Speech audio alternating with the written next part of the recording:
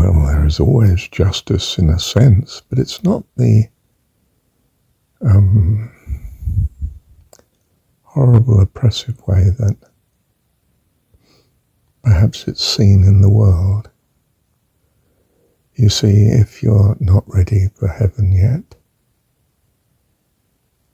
then you need, from your own point of view, you need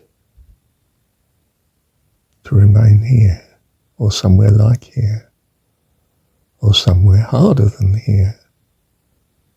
And that's a very mild way of saying something very serious, isn't it? You know, I mean, if you can't drive a car, then, you know, you're too dangerous on the road to others and to yourself. Then you're not allowed to drive. That in itself is a big imposition if you want to drive. So you're stuck with the, I won't say torment in this case, but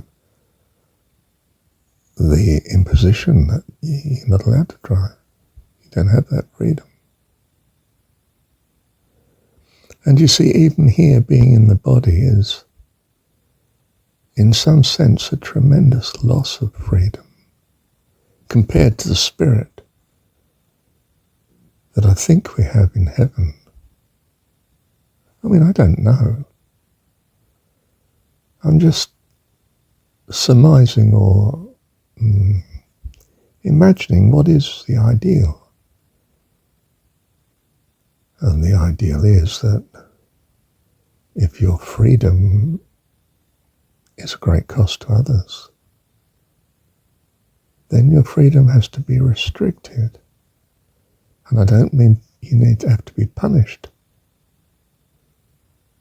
I mean you have to be put in a situation where your harm is not harmful to others, and if anything, useful to others. So, I mean, in a sense, the notion is you put thieves together and they realize to goodness they want to live in a society that respects property rights, because society without it is hell. It's horrible. And you've no right to impose this on others unless they're the sort of people that impose it on you. In which case it might be best if you're together, that you teach each other. This is not the way forward. And you can't get to heaven this way. Well, we can think of many crimes in that sense, or what we've called now crimes. But things that would wreck heaven, that you could deal with in a similar way. So that, you know, I mean, to be very colourful, those in hell are those that need to be there, that cause hell, each one. And no, we certainly don't want the innocent in hell. That would be just terrible. But we can't have the hellish in heaven. That would be awful. People that wish well and being tormented by people that don't. So people that don't must be kept out, at least. And for their sakes, in a learning situation where they come to qualify to be in heaven, that they may be fully blessed for eternity too. Do you see the logic?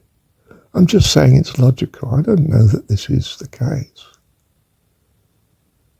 I'm just saying that from my childish state, living here in the body, in the material world, I can imagine that this could be. if you like, the justification, or what you might more usefully accept, the justice of the difficulties we have.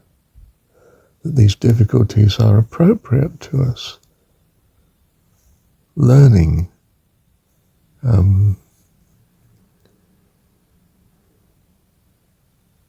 to become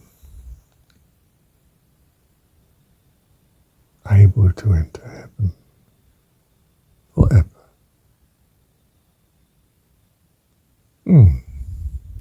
Let me have a look at this a minute.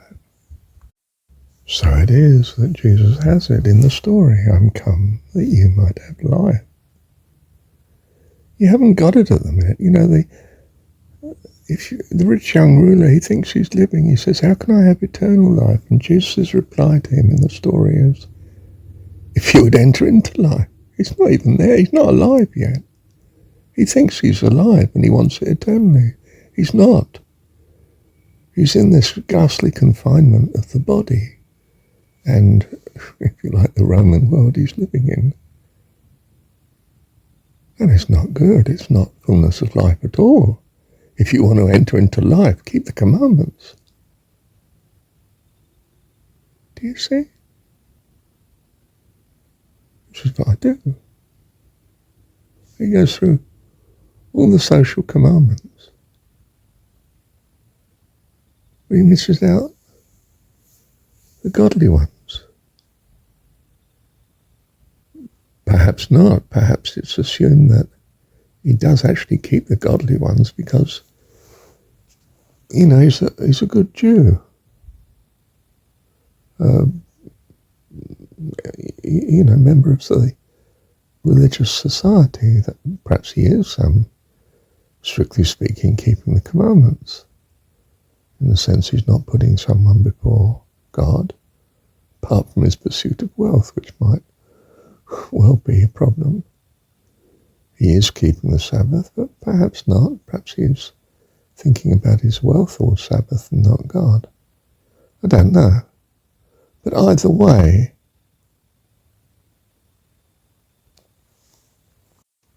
in the story, Jesus is saying to him, keep the commandments, or the principles. Apparently the guy's not insistent that he does. Because as Jesus sees it, the principles include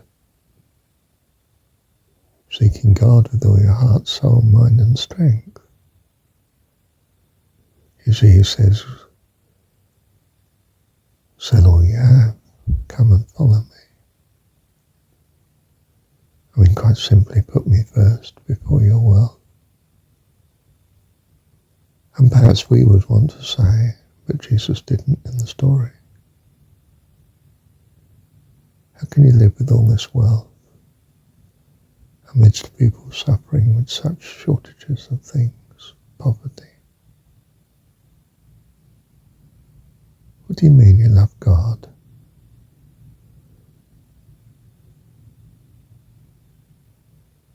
We might want to say that,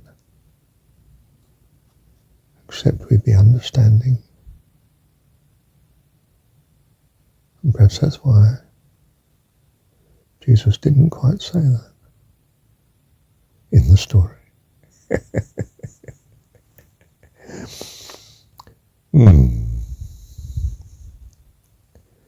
So yes, I do believe in justice, but it's not quite what religion has made of it.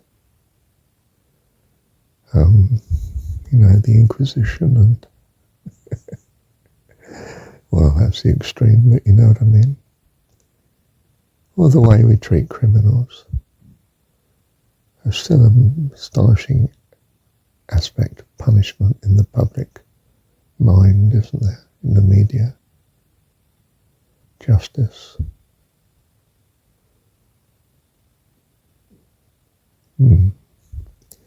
Whereas our God is a loving God.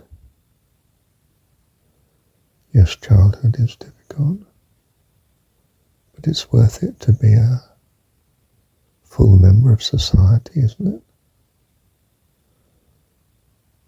Or would you rather remain a child forever with the limitations a child has?